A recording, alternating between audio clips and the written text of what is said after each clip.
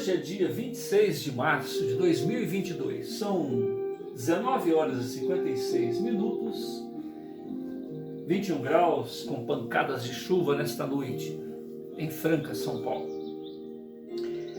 Nós estamos realizando o culto cristão no lar e optamos nessa oportunidade pela leitura da obra de Malbatahan, Lendas do Oásis. Lendas do Oásis é uma das produções do professor Júlio César de Melo e Souza. O professor Júlio César é um carioca muito criativo, que desde os 11 anos de idade criava pseudônimos, criava histórias, criou um jornalzinho para a escola e depois, na sua maturidade, ele escrevia para mais de 18 jornais.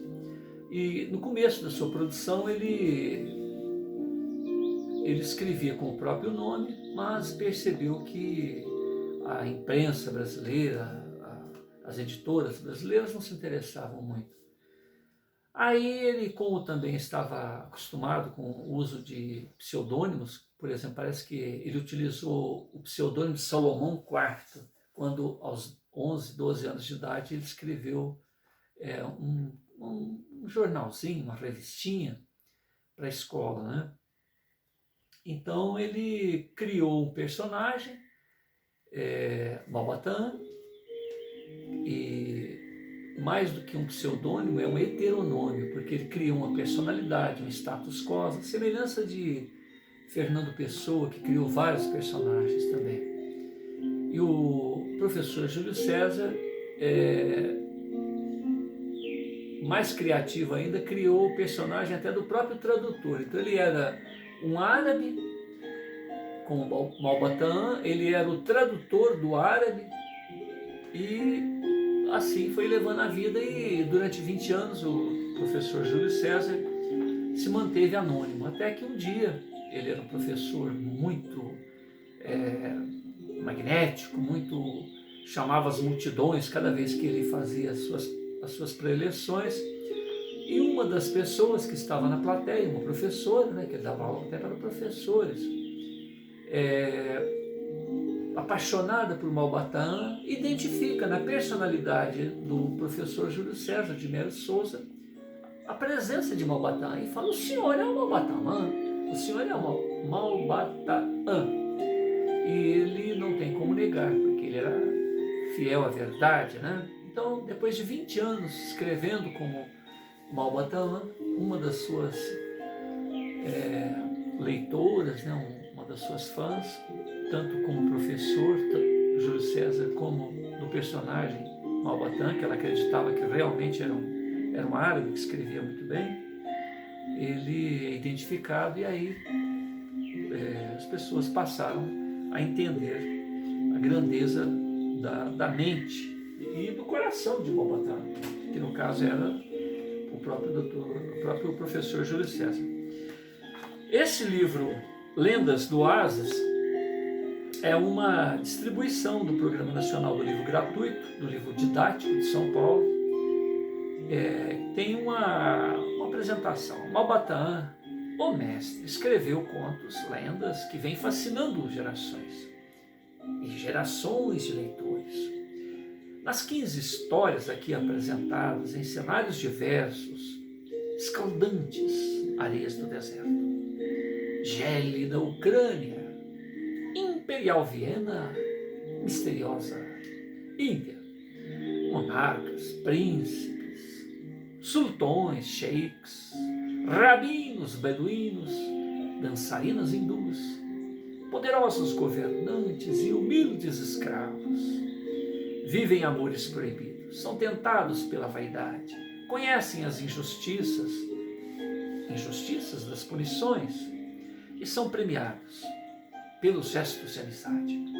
Suas descobertas, suas experiências nos ensinam que não devemos nos iludir com as aparências e buscar a sabedoria por meio da reflexão e da ética. Você vai ficar lá ou você vai voltar? Eu vou beber água. Então você vai voltar, tá? Então, obrigado. Sob o título A Recompensa de Sessa, S-E-S-S-A, há a seguinte lenda.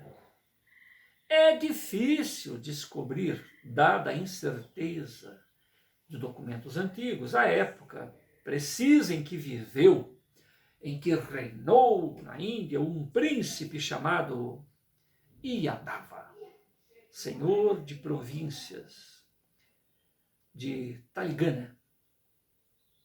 Fora, porém, injusto negar que o nome deste monarca vem apontado por vários historiadores hindus como um dos soberanos mais ricos e mais generosos do seu tempo. A guerra com o cortejo fatal de suas calamidades muito amargurou a existência do rei Yadava, transmutando-lhe o ócio da realeza nas mais inquietantes atribulações. Adstrito, afeito, apegado ao dever que lhe impunha a coroa de zelar pela tranquilidade de seus súditos, viu-se o bom soberano forçado a empunhar lança para repelir à frente de seu pequeno exército um ataque insólito. Voltei. Você fecha para mim. E brutal do aventureiro Varangul, que se dizia príncipe de Kalyan. O choque violento das forças rivais cobriu de mortos os campos da Daksina e atingiu de sangue as águas sagradas do rio Sandou. O rei Yadava possuía, pelo que se nos revela a crítica dos historiadores, o invulgar talento para a arte militar. Você quer sentar aqui? Aqui, ó. Senta aqui perto. Vem, pode sentar. O rei Yadava possuía, pelo que se nos revela a crítica dos historiadores, o invulgar talento para a arte militar. Sereno em face da invasão iminente, elaborou um plano de batalha. E tão hábil e feliz foi em executá-lo que logrou vencer e aniquilar por completo os pérfidos perturbadores da paz do seu reino. O triunfo sobre os fanáticos de Varangul custou-lhe, infelizmente, pesados sacrifícios. Muitos jovens kshatriyas, que é uma das 4 castas que se divide o povo hindu. As demais são formadas pelos brahmanes, que seriam sacerdotes, os vaiksyas, os operários, e os sudras, os escravos. Então, muitos jovens kshatriyas pagaram com a vida a segurança de um trono para prestígio de uma dinastia. E entre os mortos, com o peito varado por uma flecha, lá ficou no campo de combate o príncipe Adjamir, filho do rei Yadava, que patrioticamente se sacrificou no acesso da refrega para salvar uma posição que deu aos seus a vitória final.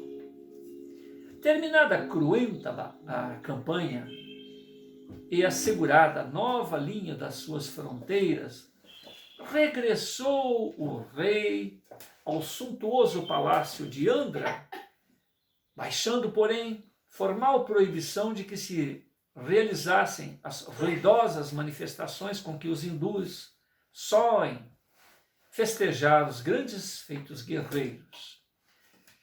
Encerrado em seus aposentos, só aparecia para atender aos ministros e aos sábios brâmades quando algum grave, senta aqui, problema nacional o chamava a decidir, como chefe de Estado, no interesse e para a felicidade de seus súditos. Com o andar dos dias, longe de se apagarem as lembranças da penosa campanha, mais se agravavam a angústia e a tristeza que desde então oprimiam o coração do rei. De que lhe poderiam servir, na verdade, os ricos palácios, os elefantes de guerra, os tesouros imensos, se já não mais vivia ao seu lado aquele que fora sempre a razão de ser da sua existência? Que valor poderiam ter aos olhos de um pai inconsolável? Bernardinho, não pode fazer barulho, tá? Tá bom. As riquezas materiais que não apagavam nunca a saudade do filho estremecido.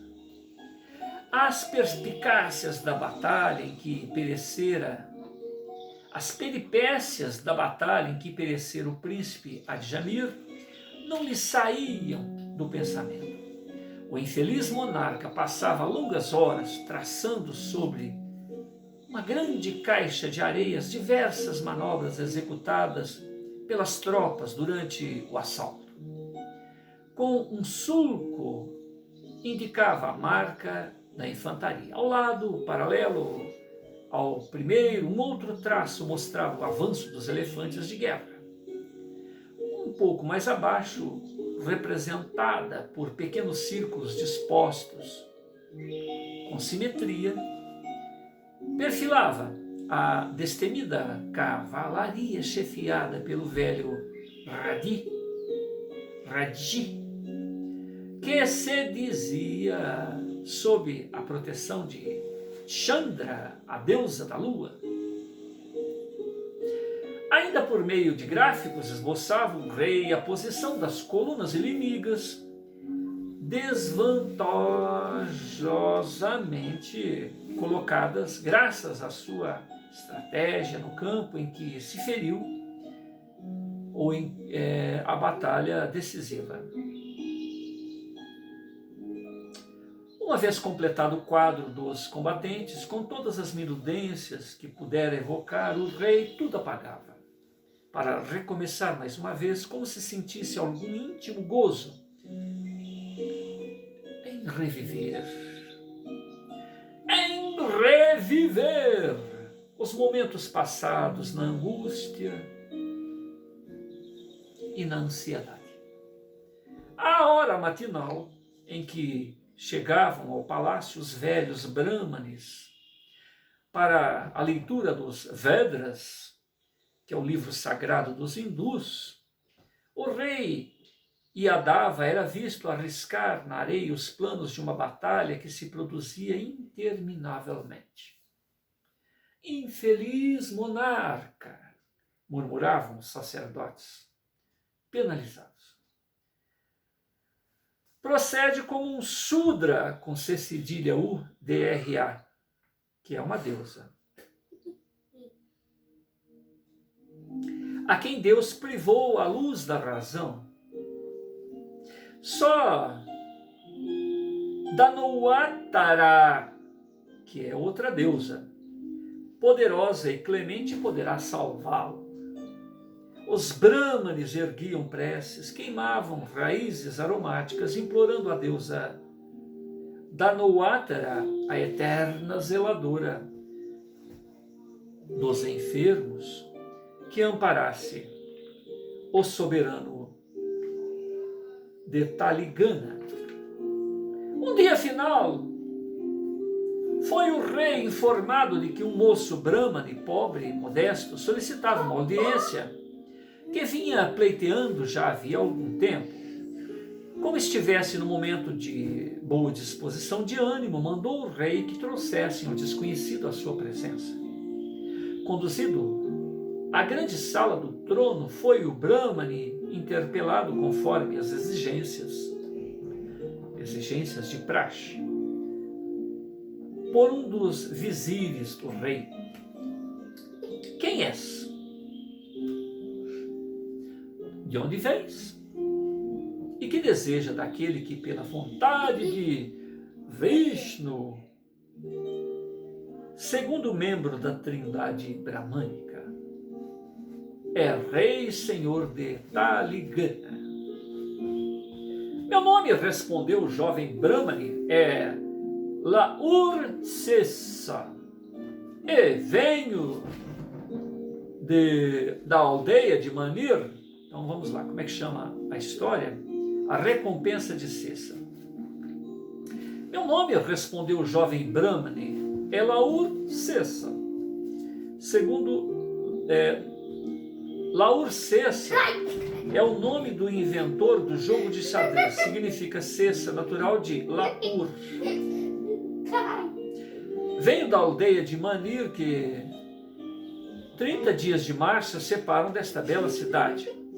Ao recanto em que eu vivia, chegou a notícia de nosso bondoso rei, ou de que nosso bondoso rei arrastava os dias em meio a profunda tristeza, amargurado pela ausência do filho que a guerra viera roubar-lhe.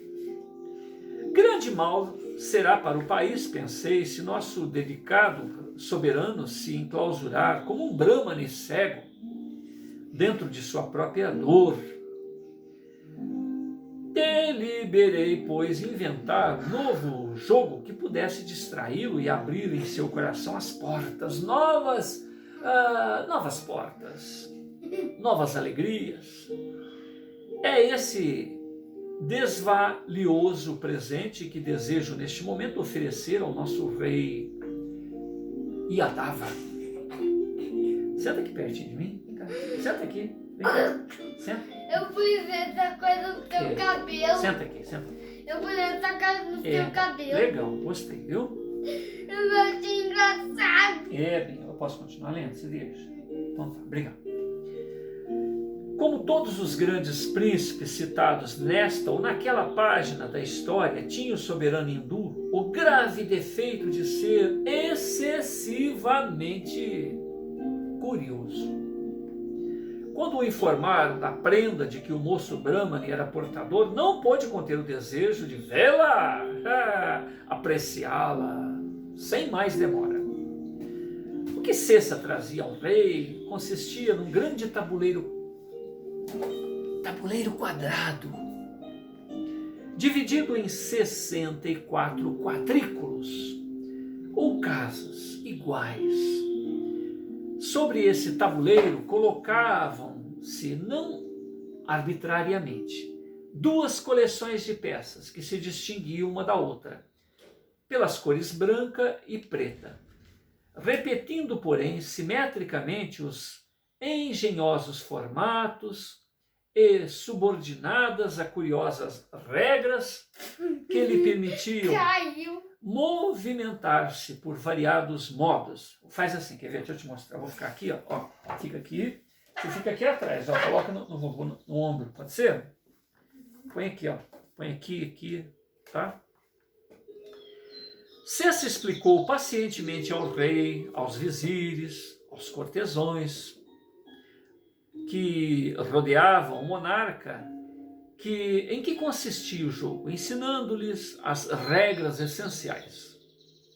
Cada um dos partidos dispõe de 8 peças pequeninas. Os peões representam a infantaria que avança sobre o inimigo para desbaratá-lo. Secundando a ação dos peões vêm os elefantes de guerra. Os elefantes foram mais tarde substituídos pelas torres. Representados por essas peças maiores, mais poderosas. A cavalaria, indispensável no combate, aparece igualmente no jogo. Simboliza ou simbolizada por... Oi. Você parece o rei, que você é o quarto. Que é isso? Senta aqui, senta aqui. Você é o quarto. Peraí, só um minutinho. Posso colocar aqui de novo para você sentar? Então senta. Ó, Senta aqui. Cada um dos partidos dispõe de 8 peças pequeninas. Os peões representam a infantaria que avança sobre o inimigo para desbaratá-lo. Secundando a ação dos peões, vêm os elefantes de guerra. Mais tarde foram substituídos pelas torres, representados por essas peças maiores e mais poderosas. A cavalaria, indispensável no combate, aparece igualmente no jogo, simbolizada por 2 peças que podem saltar como 2 corcéis sobre as outras para intensificar o ataque. Incluem-se, para representar os guerreiros cheios de nobreza, os 2 vizires. Vizires são as peças chamadas bispos, bispos do rei. Outra peça dobrada de amplos movimentos, mais eficientes e poderosas do que as demais, poderá ou representará o espírito de nacionalidade do povo, que será chamada rainha. Completa a coleção uma peça que, isolada, pouco vale, mas que se torna muito forte quando amparada pelas outras, é o rei. Colocados os 2 partidos em posição sobre o tabuleiro, cada um deles, explicou Cessa, procurará atacar o rei adversário, que será tenazmente defendido pelas figuras que o rodeiam. O rei Yadava, interessado pelas regras do jogo, não se cansava de interrogar o inventor. E por que a rainha mais forte, mais poderosa que o próprio rei? É mais poderosa, respondeu Cessa, porque a rainha representa neste jogo o patriotismo do povo. A maior força do trono reside principalmente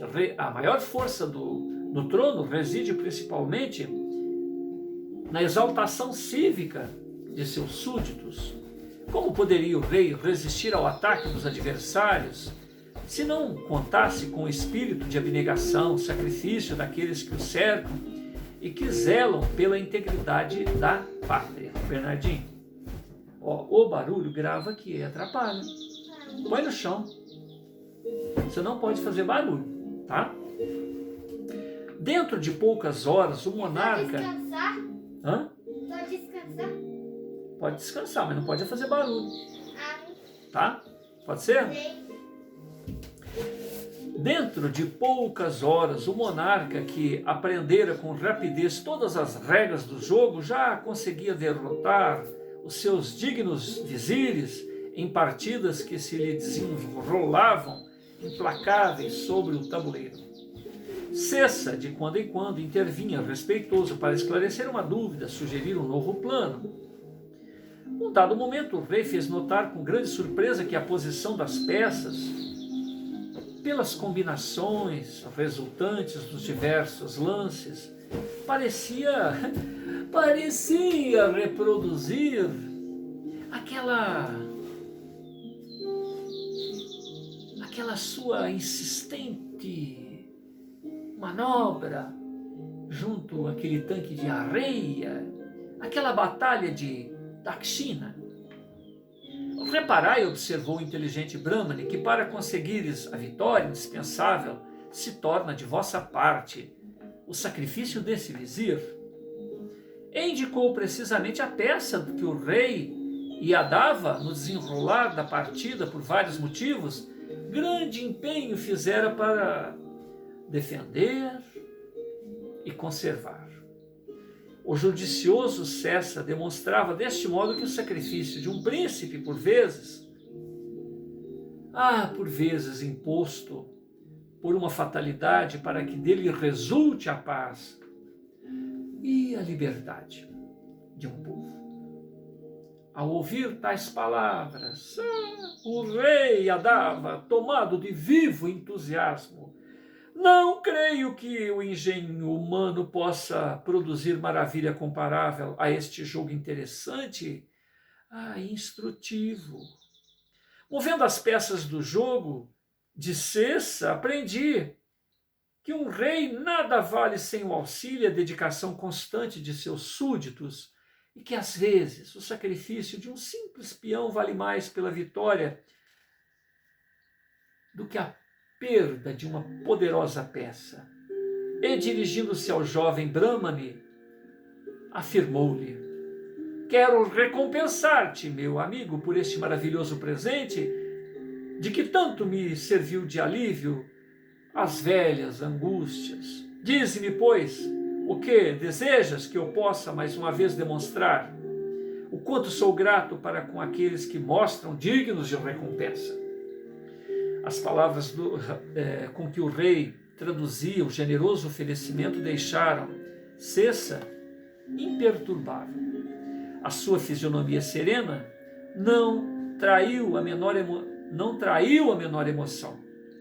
A mais insignificante mostra de alegria ou de surpresa. Vou repetir.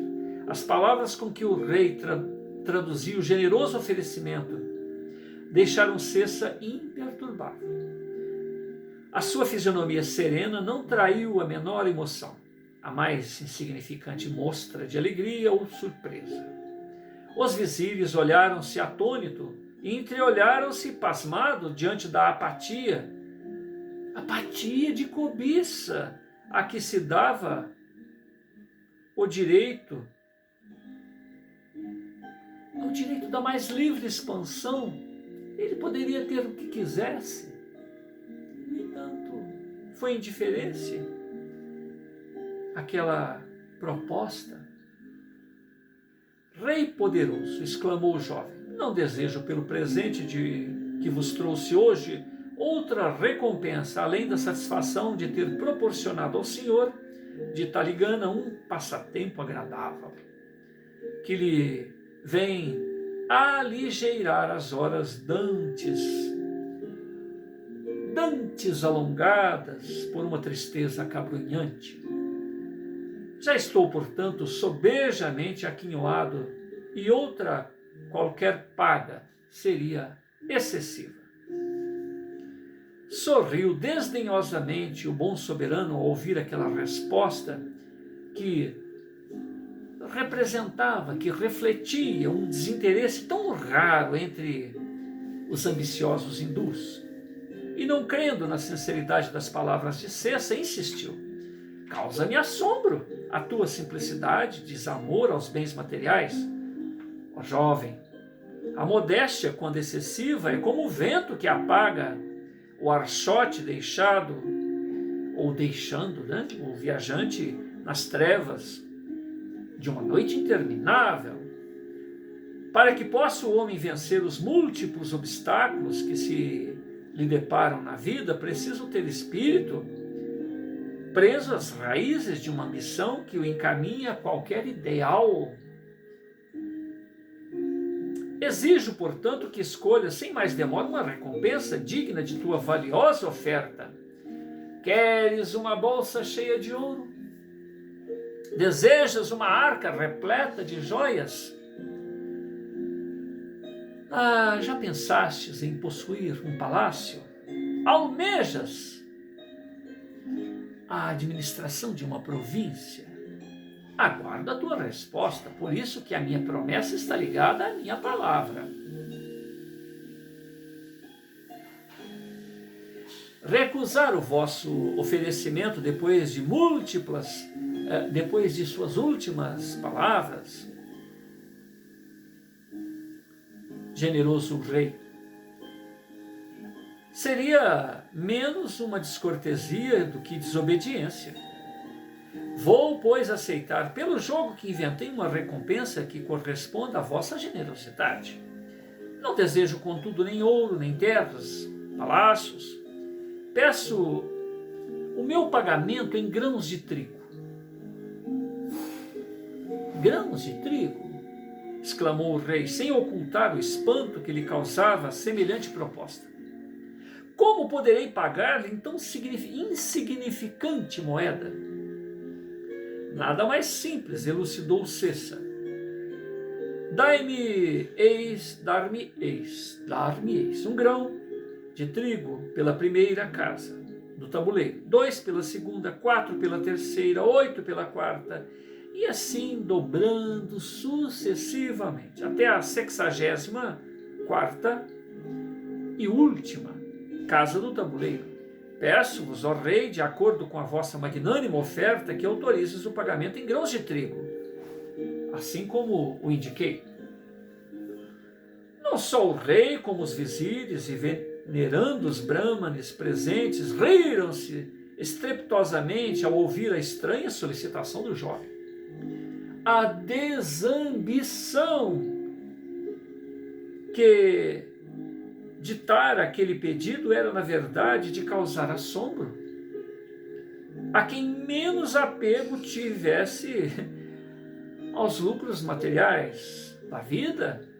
O moço Brahmane, que bem poderia obter um palácio do rei, uma província, contentava-se com unidades de grãos de trigo. Insensato! Exclamou o rei. Onde fostes aprender tão grande destemor, grande desapego à fortuna? A recompensa que me pedes é ridícula. Bem sabes que há num punhado de trigo um número incontável de grãos. Deves compreender, portanto, que com 2 ou 3 medidas de trigo eu pagarei folgadamente, consoante o teu pedido, pelas 64 casas do tabuleiro. É certo, pois, que pretendes uma recompensa que mal chegará para distrair durante alguns dias a fome do último dos párias, nome dado ao indivíduo privado de qualquer direito religioso ou moral que haja em meu reino. Enfim, visto que minha palavra foi dada, vou expedir as ordens para o pagamento, que se faça imediatamente conforme o teu desejo. Mandou o rei chamar os algebristas mais hábeis da corte, ordenou-lhes que calculassem a porção de trigo a que Cessa pretendia. Os sábios matemáticos, ao cabo de algumas horas, acurados estudos, voltaram ao salão para submeter ao rei o resultado completo de seus cálculos. Perguntou-lhes o rei, interrompendo a partida, que então jogava: com quantos grãos poderei, afinal, desobrigar-me da promessa que fiz ao jovem Cessa? Rei magnânimo, respondeu o mais sábio dos geômetras, calculamos o número de grãos de trigo que constituirá o pagamento pedido por Cessa. E obtivemos o número. Esse número contém 20 algarismos, que é o seguinte: 18.446.744.073.701.615.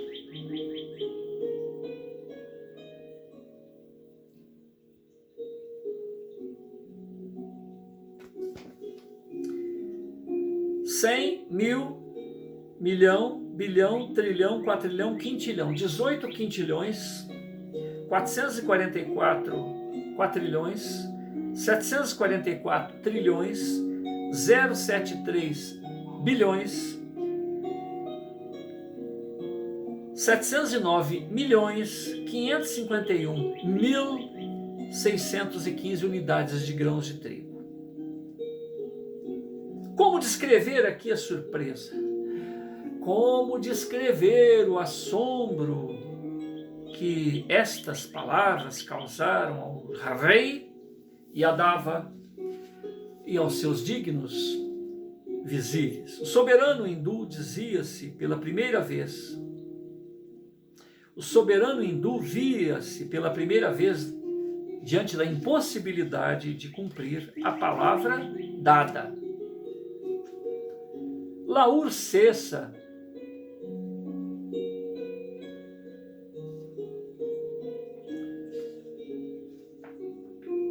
Rezam as crônicas do tempo como bom súdito não quis deixar aflito o seu soberano. Depois de declarar publicamente que abria mão do pedido que fizera, dirigiu-se respeitosamente ao monarca e falou: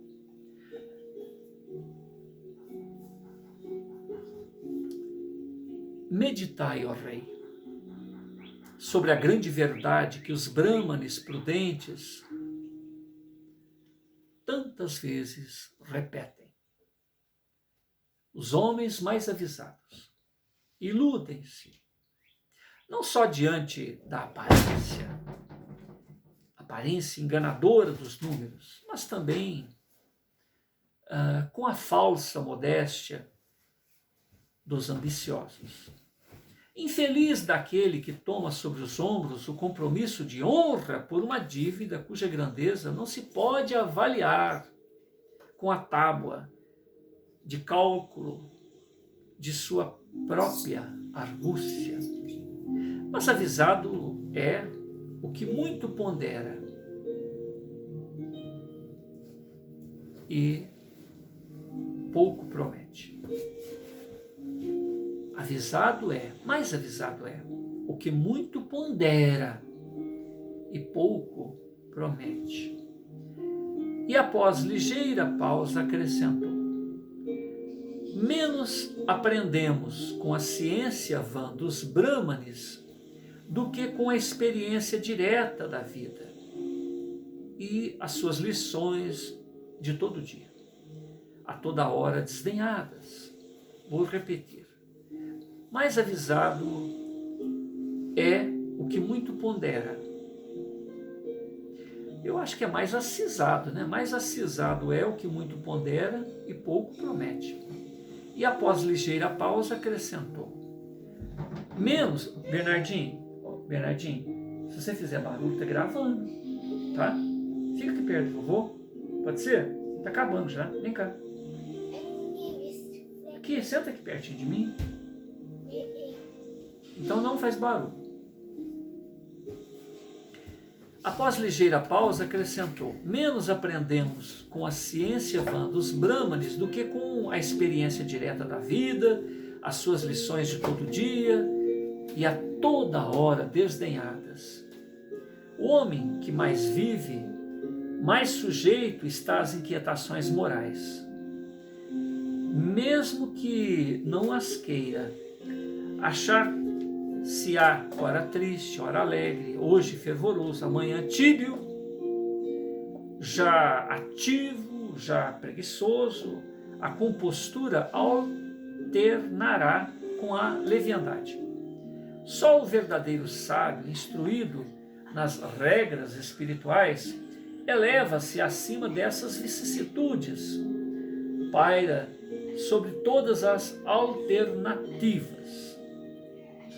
Essas inesperadas e tão sábias palavras calaram fundo no espírito do rei. Esquecido da montanha de trigo que sem querer prometera ao jovem Brahmane, e então o nomeou seu primeiro vizir. E Labur cessa, distraindo o rei com engenhosas partidas de xadrez e orientando-o com os sábios e prudentes conselhos, prestou os mais assinalados benefícios ao seu povo, ao seu país, com maior segurança do trono e a maior vitória de sua pátria.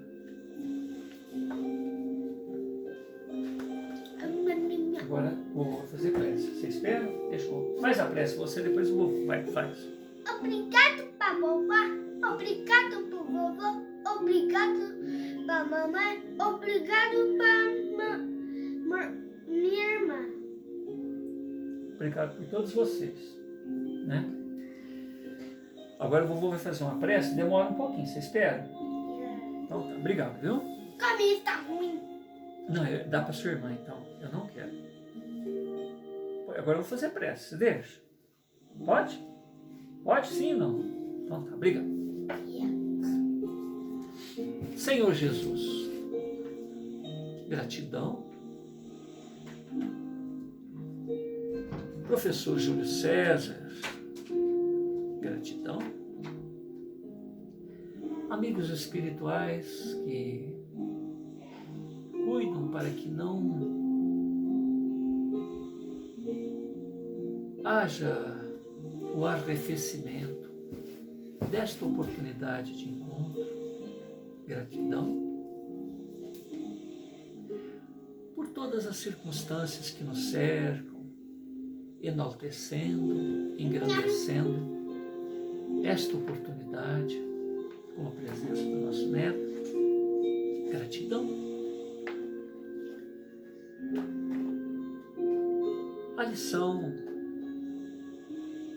a metáfora apresentada pelo Júlio César nesta oportunidade mostra a grandeza de espírito daqueles que enxergam além do véu, que veem a vida além da ilusão da matéria.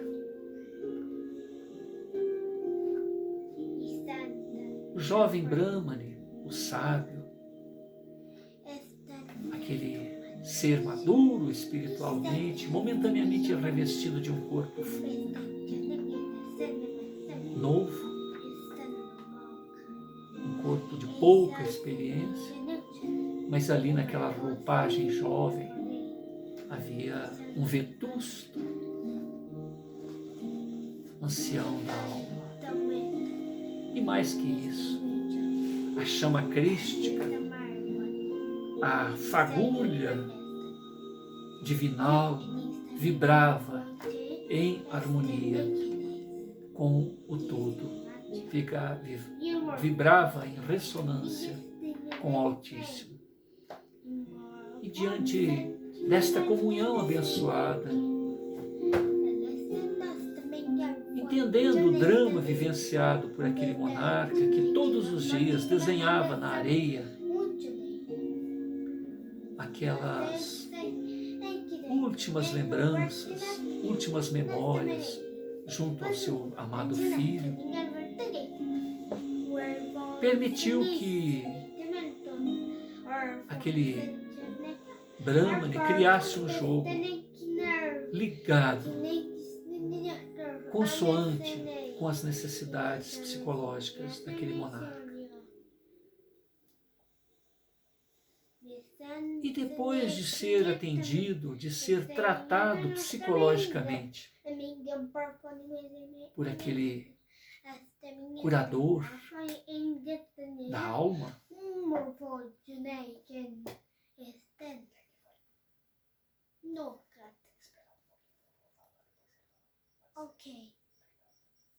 tem que esperar um pouquinho.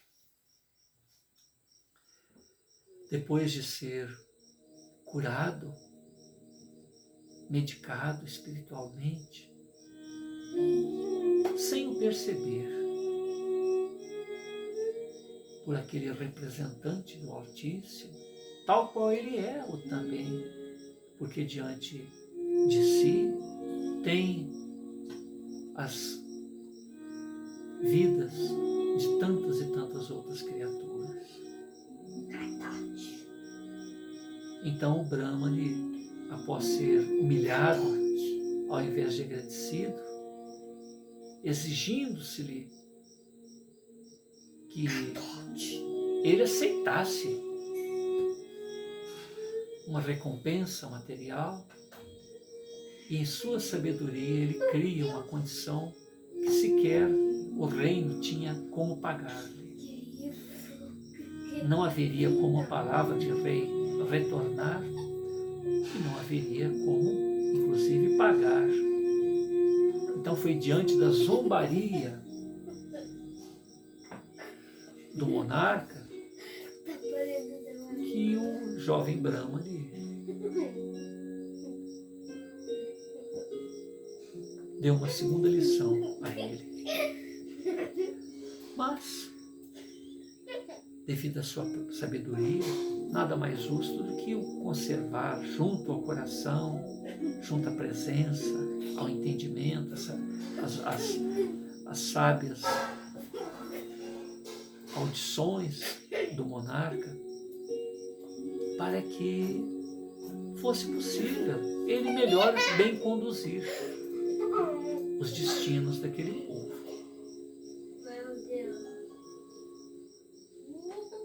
Diante disto, essa lição de vida nos mostra que quando estamos ligados ao Altíssimo, sabemos como identificar as necessidades e a justa palavra, a justa orientação, bem como sabemos nos manter inatacáveis, invulneráveis, tanto às propostas vantajosas para o imediatismo, como para com as aparentes dificuldades, que nada mais são que exercícios para este nosso destemor e enlevo espiritual. Meu Deus do céu, fazendo uma bagunceira. Bernardinho, tá gravando, filho. Olha o que você está fazendo. Você está estragando o negócio do povo. Como fica? Caguei por sem querer. Não pode, filho. Olha o tantão de coisa bagunçada. Você não mexe mais, não? Deixa, eu vou terminar. Sim. Obrigado, tá? Tá vermelho. Quem? Então, porque você apertou o botão aí, ó. Pode ser? Posso continuar, então? Sim. Deixa quietinho, pode ser? Obrigado, tá? A bagunceira que eu fiz. É. Aqui, ó. Deixa assim. Sabe por que vai acontecer? Vai estragar o impressor. Agora vira pra cá. Vamos continuar conversando com a pessoa ali, ó. Aqui, ó. Vai. Pertinho. Dá. Agora faz a prece para encerrar. Obrigada por mim. Obrigado para minha irmã. Obrigado para minha vovó. Obrigado para meu vovô. Obrigado para minha mamãe. Obrigado por vocês estarem ouvindo, né? O moço está ouvindo a gente, né? Muita paz a todos.